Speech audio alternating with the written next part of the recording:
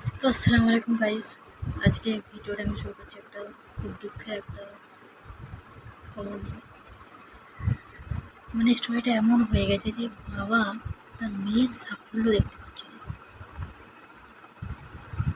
মানে সোসাইটির চাপে, মানে সোসাইটি এমন একটা জিনিস আপনারা বুঝে নেন যে তার বাবা তার মেয়ের সাফল্য, তার মেয়েটা টেনিস করতো, দুর্গা মেয়ের মেয়েটা, রাধিকা যাদব বলে নাম মেয়েটা, মানে টেনিস খেলতো আর ওই টাকা দিয়ে ওর বাবা হয়তো কোনো কাজ করতো না, করতো যে আমি শুনে না।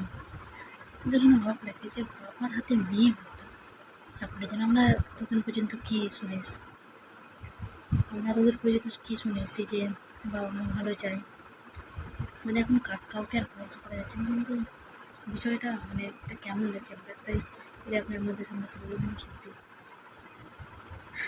সাফল্যের জন্য হতো বাবা মেয়েকে মানা যায়।